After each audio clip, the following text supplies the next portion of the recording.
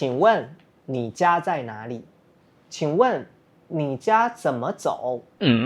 大家好，欢迎回到我的频道。在这里，我会用最简单的中文把《西游记》的故事讲给你听。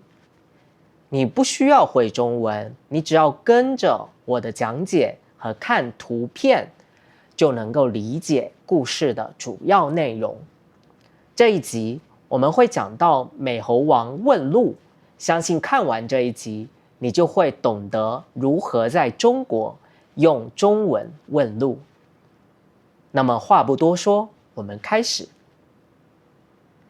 上一集我们讲到美猴王来到一个地方，这里有人，他下了船，他要去找不死的人。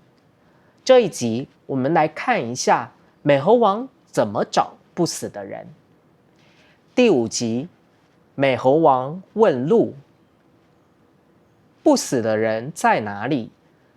美猴王不知道，他要找人问路。美猴王来到一个村子，这里有很多人，他学人怎么问路。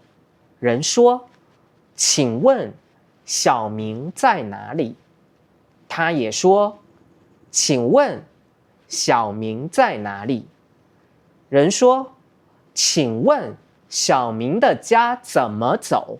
他也说：“请问小明的家怎么走？”美猴王走到一个人面前，他说：“请问不死的人在哪里？”那个人说：“不好意思，我不知道。”他指着前面说：“你去问前面的人。”美猴王往前走，前面还有一个人。美猴王走到他面前说：“请问不死的人在哪里？”那个人想了想说：“不好意思，我不知道。”美猴王问了很多人，这里的人都不知道，没有人知道。美猴王坐在树下，他很不开心，他不知道往哪里走。一个老人走了过来，对美猴王说：“前面还有一个村子。”美猴王问：“请问那个村子怎么走？”老人指着前面的路说：“这条路一直往前走，前面就是那个村子。”美猴王说：“谢谢。”老人说：“不客气。”美猴王往前走，他要找不死的人。前面还有一个村子，那里有不死的人吗？我们下集讲。